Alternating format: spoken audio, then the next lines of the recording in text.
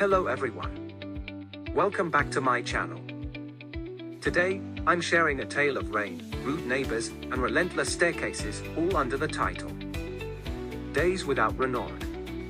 Yes, the fox with the cut tail, who clearly doesn't know how much he's missed. It all began on another rainy day in England, just as we were about to leave for the trip to Ibiza, Spain. Bags packed, tickets in hand, who should appear but Renard, completely soaked. Poor guy looked like he'd just taken a dip in a puddle the size of the English Channel. Of course, we couldn't leave him like that. So, we rushed to feed him in the garden. I couldn't help but feel a pang of guilt as we got into the car. What if he missed me? What if he thought I abandoned him? Or worse, what if he found a new host to mooch food off of? With Renard fed and hopefully happy, we drove to the hotel near the airport. After checking in, I realized I had managed to mess up our parking reservation. We had a spot booked for 1 day less than needed. Typical me, right? Thankfully, the parking company extended it with a small fee, and for once, I felt like the universe wasn't entirely against me. The next morning, we boarded our completely packed flight to Spain. Packed with people who, by the way, seemed to have brought their entire extended families with them. We had a bit of turbulence. After 20 minutes of mild terror, the rest was smooth sailing. Landing in Spain, the first mission was to pick up the rental car. Now, I have to say, this time they were quick. Oh, the car was gorgeous.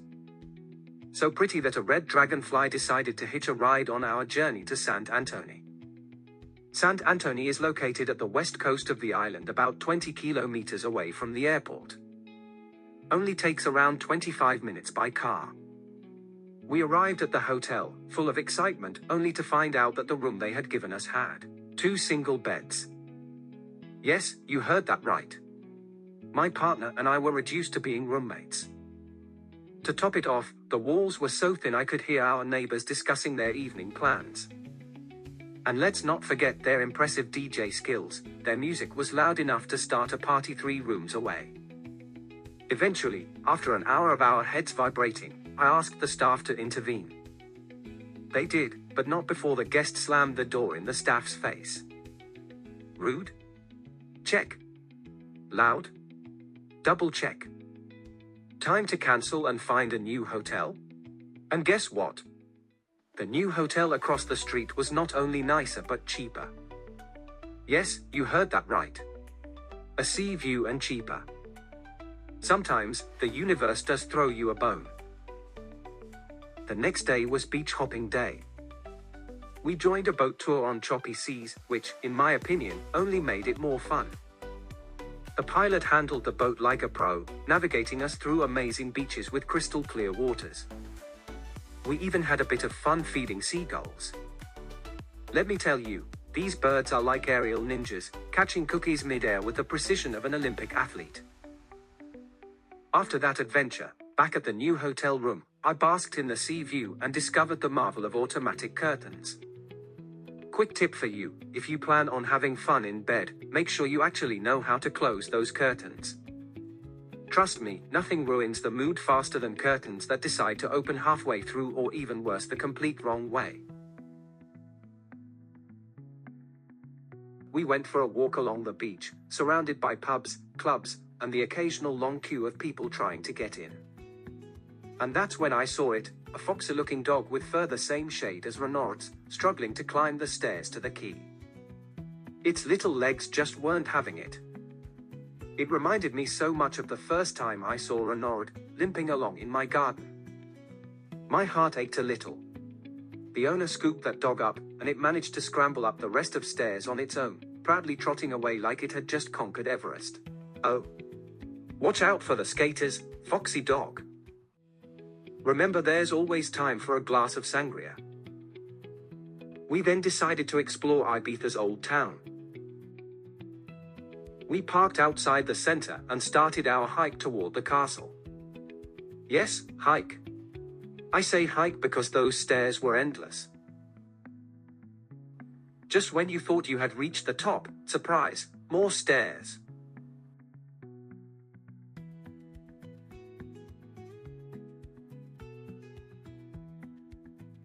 we finally made it to the Ibiza Cathedral. The views were worth it, but by then, we were thoroughly soaked. Not from the rain, just sweat and regret from thinking this would be a leisurely stroll. And then, in the middle of this historic exploration, it started raining. Yes, rain. In Spain. Just like home. We found shelter under the Renaissance walls, massive, impressive, and somehow not any less wet than the streets.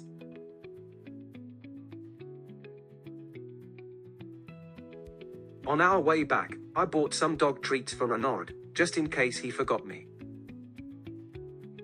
Before we left, we squeezed in a sunset boat tour. The weather was perfect, the waves just enough to make things interesting. We visited remote beaches, and even took a peek at a popular nude beach, Colla Saladetta. Now, before you ask, sorry, no video footage for obvious reasons. All I can say is, fine sand, crystal clear water, and a level of freedom that made even the seagulls blush. And then, the sunset. Spectacular. The kind that makes you question why you'd ever leave this place. But as the sun dipped below the horizon, one question lingered in my mind: what was Renard doing? Was he scavenging for food, staring at the dog dispenser in my garden, or perhaps enjoying his newfound fox freedom? Back home, I took one look at the garden and it was like a scene from a fox-themed crime show. Renard had left his tracks everywhere, and the dog food dispenser looked like it had been hit by a snack-loving tornado. Feeling optimistic, I put out a bit more dog food and tossed a few monkey nuts for good measure. I waited. And then, a shadowy figure appeared, creeping into the garden to eat the food. My heart skipped a beat. Was it Renard? Nope. It was Lulu, the neighbor's cat. Again. Hey, the food's not for you. I yelled, sending her sprinting off like she'd just seen a ghost. Now, where's Renard? You coming, buddy? And you'd better be missing me as much as I miss you. Ha, he is here. Did you miss me? Renard. I gave the fox a treat I brought back from my trip, expecting him to love it. He took one big bite, then started shaking his head like he'd just licked a lemon and spit it out. Guess he's more of a picky gourmet than I thought. Until next time, folks, keep wondering, and most importantly, keep laughing at life's little hiccups. See you in the next video.